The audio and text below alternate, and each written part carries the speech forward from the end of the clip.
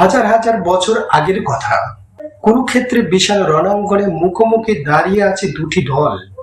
একদিকে সত্য ও ন্যায়ের প্রতীক পাণ্ডব সৈন্য, অন্যদিকে লোভ, মোহ আর অহংকারে অন্ধ কৌরব সেনা। যুদ্ধ শুরু হওয়ার ঠিক আগের মুহূর্তে রাজপ্রাসাদে বসে অন্ধ রাজা ধৃতরাষ্ট্র তার সারথি সঞ্জয়কে একটি প্রশ্ন করেছিলেন।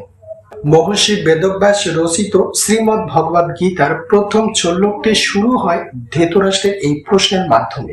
ধৃতরাষ্ট্র বললেন, ধর্মক্ষেত্রে কুরুক্ষেত্রে সমবেতা যুযোৎস মামকা পাণ্ডবা চৈব কিং অকুবত্ত সঞ্জয়। অর্থাৎ, হে সঞ্জয়, ধর্মভূমি কুরুক্ষেত্রে যুদ্ধের ইচ্ছায় সমবেত আমার পুত্রগণ এবং পাণ্ডুপুত্রগণ এই মুহূর্তে কি করলো? সাধারণভাবে দেখলে মনে হবে এটি একটি সাধারণ কৌতূহল প্রশ্ন। একজন বাবা জানতে চাচ্ছেন তার সন্তানেরা মাঠে কি করছে। কিন্তু আমরা যদি এই শ্লোকটির গভীরে প্রবেশ করি তবে দেখতে পাবো এই প্রশ্নের পিছনে লুকিয়ে ছিল ধৃতরাষ্ট্র মনের এক বিশাল জটিলতা, এক অন্তহীন ভয় এবং তার ভেতরে এক গভীর মানসিক সংশয়। তিনি সঞ্জয়কে সাধারণ কুরুক্ষেত্র বলেননি, তিনি বলেছেন ধর্মক্ষেত কুরুক্ষেত। কেন তিনি এই পবিত্র স্থানের নাম নিলেন? এখানে লুকিয়ে আছে মানুষের মনের সবচেয়ে বড় এক। ধৃতরাষ্ট্রের মনের মধ্যে এক বিশাল সংসার বা আসক্তি বাস করত। এই আসক্তির কারণে তার জীবনে দুটি বড় কষ্ট ছিল। প্রথম কষ্টটি ছিল তার নিজের সন্তানের প্রতি অন্ধ মোহ, আর দ্বিতীয় কষ্টটি ছিল পাণ্ডবদের প্রতি তীব্র হিংসা ও সন্দেহ। তিনি জানতেন যে কুরুক্ষেত্রে কোনো সাধারণ জায়গা নয়, এটি একটি অত্যন্ত পবিত্র তীর্থভূমি, একটি প্রাচীন ধর্মক্ষেত্র যেখানে যুগে যুগে দেবতারা পুণ্য কাজ করেছেন। ধৃতরাষ্ট্রের মনে তখন একটা তীব্র ভয় দানা বেঁধেছিল। তিনি ভাবছিলেন, এই পবিত্র ধর্মভূমির বাতাসে এমন কোন শক্তি আছে কিনা যা কুরুক্ষেত্রের মাটিতে পা রাখা মাত্রই মানুষের মনের কলুষতা মুছে ধুয়ে দিতে পারে। ধৃতরাষ্ট্র ভয় পাচ্ছিলেন যে তার কৌরব পুত্রেরা, যারা অধর্ম, অন্যায় আর লোভের প্রতীক, তারা যদি এই পবিত্র স্থানে প্রবেশ করে তবে কি তাদের মন পরিবর্তন হয়ে যাবে? তারা কি শুধু যুদ্ধ করা ছেড়ে দিয়ে পাণ্ডবদের সাথে শান্তি চুক্তি করে ফেলবে? ধৃতরাষ্ট্রের মনের এই যে আশঙ্কা, এটাই প্রমাণ করে যে তিনি বিশ্বাস করতেন বাইরের কোনো পবিত্র স্থান বা স্থূল পরিবেশ হয়তো মানুষের ভেতরের সূক্ষ্ম চিন্তাকে বদলে দিতে পারে। ধৃতরাষ্ট্রের এই মানসিকতা কিন্তু শুধু হাজার বছর আগের নয়। আজ আমাদের বাস্তব জীবনের দিকে তাকালে আমরাও ঠিক একই চিত্র দেখতে পাই। আমাদের সমাজে, আমাদের গ্রামে বা শহরে কত শত পবিত্র স্থান রয়েছে। আমরা মন্দির তৈরি করি, পাঠশালা বানাই, প্রার্থনাশালা, যজ্ঞের স্থানকে অত্যন্ত পবিত্র বলে মনে করি। আমরা বিশ্বাস করি যে এই তীর্থস্থানগুলো, এই নদী কিংবা দেবালয়গুলো আমাদের সমস্ত পাপ ধুয়ে দিবে, আমাদের জীবনকে পবিত্র করবে। কিন্তু গভীরভাবে চিন্তা করে দেখুন, একটি ভৌলৌকিক স্থান, মাটি, পাথর বা দেবালয় কিংবা কোনো একজন মানুষের ভেতরের চেতনাকে পরিবর্তন করতে পারে? প্রকৃতপক্ষে স্থূল বা বাইরের কোনো বস্তু বা স্থান মানুষের মনকে কখনোই বদলে দিতে পারে না, যতক্ষণ না মানুষের নিজের ভেতরে সূক্ষ্ম চিন্তা এবং চেতনার পরিবর্তন ঘটে।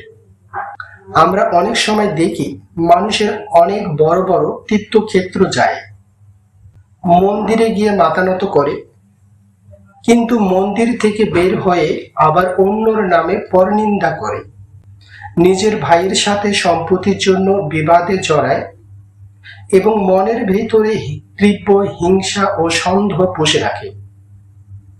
কেন এমন হয়?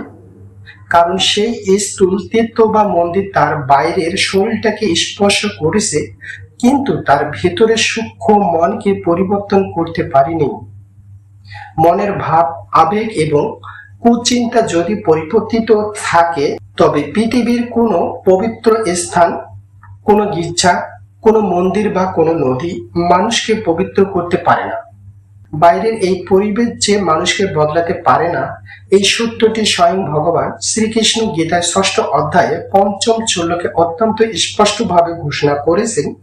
শ্রীকৃষ্ণ অর্জুনকে বলছেন, অর্থাৎ মানুষকে নিজের মনের সাহায্য নিজেকে উদ্ধার করতে হবে। নিজেকে কখনো অধঃপতিত করা উচিত নয়, কারণ এই মন হলো মানুষের একমাত্র বন্ধু। আবার এই মন হলো মানুষের সবচেয়ে বড় শত্রু। ভগবান বলছেন নিজের ইচ্ছা শক্তিকে নিজেকেই পরিবর্তন করতে হবে। আপনি যদি নিজে থেকে ভালো হতে না চান, তবে স্বয়ং ঈশ্বর আপনার সামনে এসে দাঁড়িয়ে থাকলেও আপনার কোনো পরিবর্তন হবে না। কুরুক্ষেত্রের মতো মহাপবিত্র ক্ষেত্রে দাঁড়িয়ে থেকেও ধৃতরাষ্ট্র কিংবা দুর্যোধন কিন্তু নিজেদের মনকে পরিবর্তন করতে পারেনি। কেন পারেনি? কারণ তারা তাদের ভেতরের রজগুণ এবং তমগুণের যে প্রভাবকে আশ্রয় দিচ্ছিল। তমগুণের কারণে ধৃতরাষ্ট্রের মনে সন্দেহ আর অন্ধ আসক্তি জন্মেছিল, আর রজগুণের কারণে তার মধ্যে তৈরি হয়েছিল আমি কর্তা ভাব। এই অহংভাব এবং আমার এবং তোমার ভেদাভেদে তাকে ঈশ্বরের চেয়ে নিজের তুচ্ছ ইচ্ছাকে বেশি প্রাধান্য দিতে বাধ্য করেছে। অহংকার এবং আমার এবং তোমার ভেদাভেদে তুচ্ছ ইচ্ছাকে বেশি প্রাধান্য দিতে বাধ্য করেছিল। যদি ধৃতরাষ্ট্রের মনে প্রকৃত বিচারবোধ থাকতো, সত্যের প্রতি সম্মান থাকতো, তবে কুরুক্ষেত্রে মাটিতে দাঁড়িয়ে তার মন পরিবর্তন হয়ে যেত। কিন্তু অহংকারের অন্ধকারে ডুবে থাকায় তিনি নিজেকে বদলাতে পারেনি।